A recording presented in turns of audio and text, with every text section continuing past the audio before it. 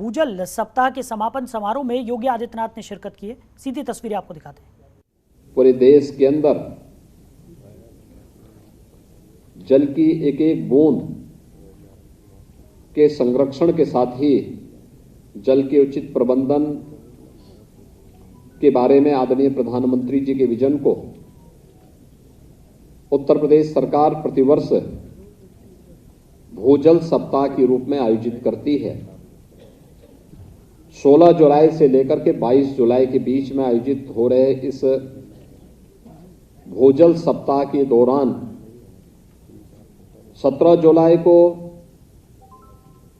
लखनऊ से 10 जनपदों की 550 ग्राम पंचायतों यानी 26 विकासखंड और 550 ग्राम पंचायतों के लिए भूजल रथ का शुभारंभ करने का भी अवसर मुझे प्राप्त हुआ और आज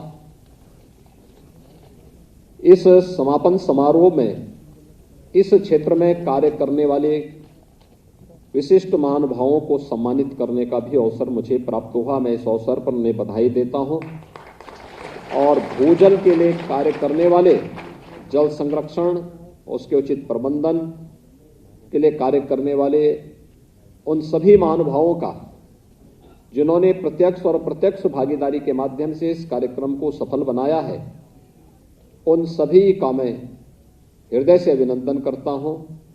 आप सबका मैं इस अवसर पर स्वागत करता हूं। हम सब जानते हैं कि जल है तो जीवन है और जल और जीवन के बीच की इस भाव को समझता हर व्यक्ति है, लेकिन उसके उचित प्रबंधन के बारे में जो प्रयास होने चाहिए उसमें कहीं ना कहीं वह व्यक्ति चूक जाता है। अनेक उपाय हैं, आज की चिंता है, लेकिन ये आदिकाल से ही जल को भारतीय मनीषा ने बहुत पवित्र भाव के साथ उसे देखा था। पृथ्वी सूक्त में जब इस संपूर्ण ब्रह्मांड के कल्याण की बात होती है तो उसमें जल के भी कल्याण की बात निहित होती है, क्योंकि भारतीय मनीषा इस बात को जानती है कि जीव और जंतु सृष्टि की कल्पना इससे की ही नहीं जा सकती, इसके बगैर हो ही नहीं सकती है। और उस परिकल्पना को साकार करने के लिए जिस प्रकार के कार्यक्रम अलग अलग कालखंड में चले हैं वह हर व्यक्ति देखता है। हम सब जानते थे पहले से ही जल संरक्षण के लिए लोग पवित्र कार्य किस रूप में मानते थे, तालाब खुदवाने का काम करते थे। किसी व्यक्ति को अगर कोई लक्ष्य दिया गया आपको कोई पुण्य कार्य करना है तो वह कुआं खुदवाता था। उस समय पाइप पेयजल की स्कीम नहीं रही होगी, लोगों ने कुआं खुदवाने का कार्य प्रारंभ किया। नदियों में गंदगी न करने के लिए लोग प्रोत्साहित करते थे कि भाई गंदगी नहीं करना है। उसको पवित्रता के रूप में हर गांव ने अपने यहां, भारत ने देश के अंदर नदियों की पवित्रता की जब बात की तो उसको मां जैसा पवित्र भाव दिया और गंगा मैया के रूप में हमने भारत की सबसे पवित्र नदी को मान्यता दी। तो मान्यता देने के साथ ही आप जाते होंगे गांवों में,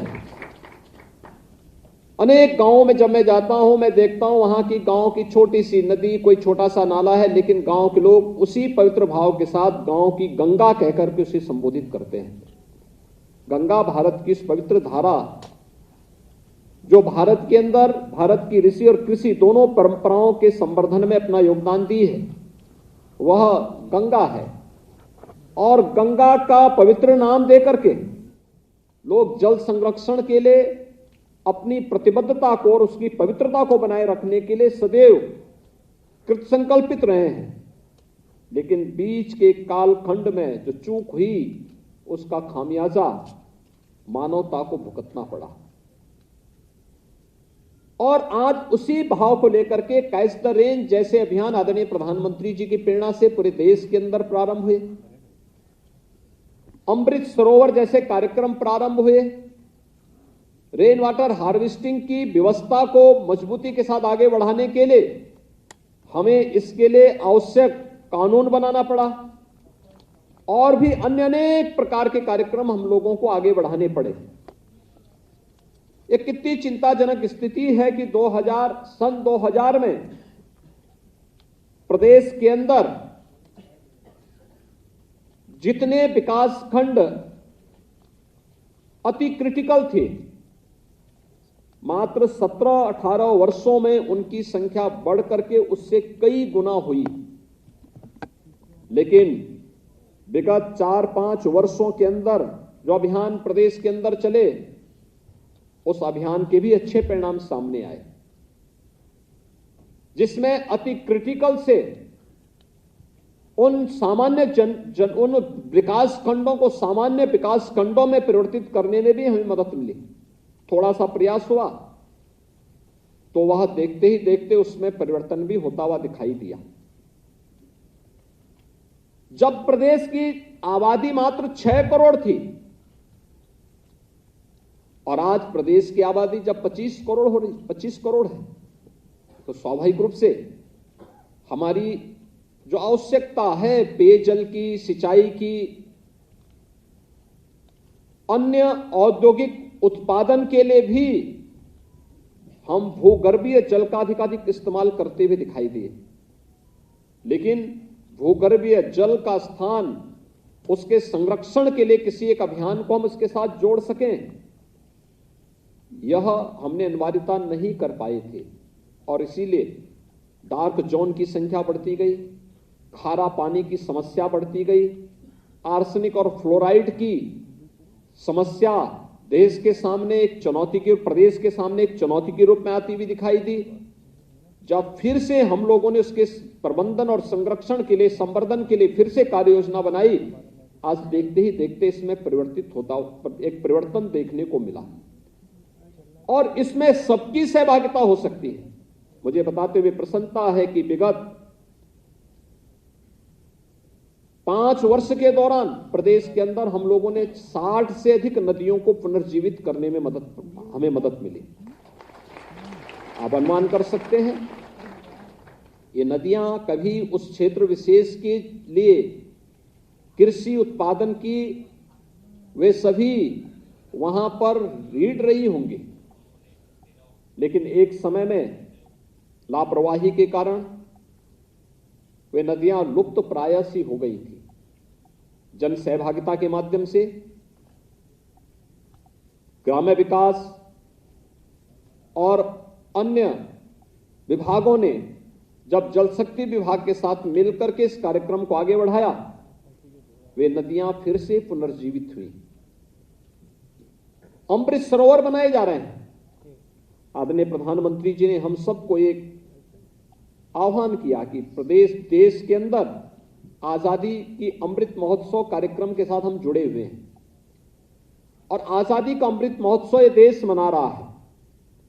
आजादी के अमृत महोत्सव का मतलब इस देश ने अपनी आजादी को प्राप्त किए हुए 75 वर्ष पूरा करने जा रहा है।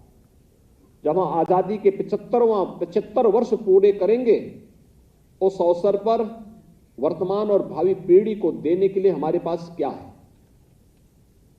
अलग अलग क्षेत्र के लोग अलग अलग क्षेत्र में काम करते हुए अपने कर्तव्यों का निर्वहन ईमानदारी के साथ करते हुए दिखाई देंगे, तो परिणाम हमारे सामने भी है।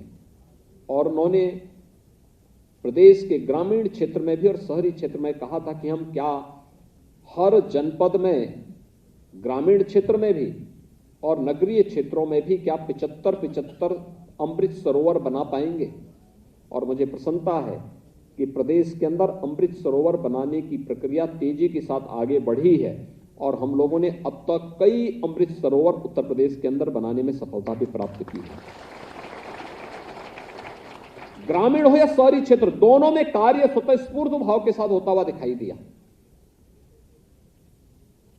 प्रदेश सरकार ने रेन वाटर हार्वेस्टिंग के लिए एक विशेष व्यवस्था दी। शहरी क्षेत्रों में अगर एक निश्चित क्षेत्रफल से बड़े आवास अगर बनाने हैं या कोई भी सरकारी भवन बनाना हो, तो रेन वाटर हार्वेस्टिंग की अनिवार्यता उसके लिए अनिवार्य कर दी गई। उत्तर प्रदेश यद्यपि प्रकृति और परमात्मा की कृपा से अत्यंत उर्वरा भूमि रखता है, और उर्वरा उत्तर प्रदेश की भूमि इसलिए है क्योंकि हमारे पास पर्याप्त मात्रा में जल संसाधन है। हमारे पास ग्राउंड वाटर भी है, हमारे पास सरफेस वाटर भी है।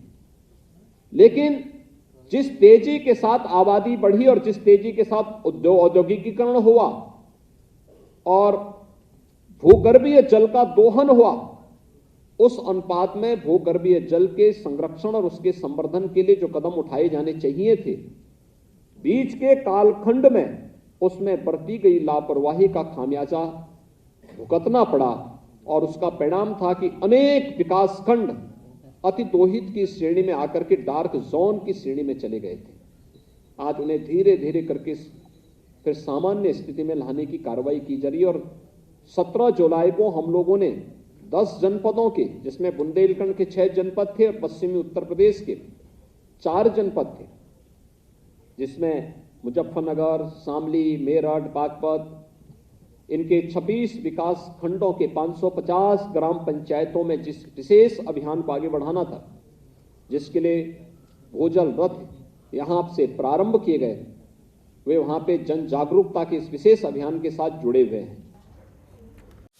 खबरों के निष्पक्ष विश्लेषण के लिए सब्सक्राइब करें Jantantra TV and press the bell icon. Never miss any update.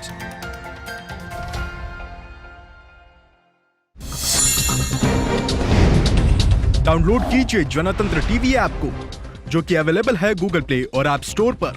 अधिक जानकारी के लिए अभी डाउनलोड करें।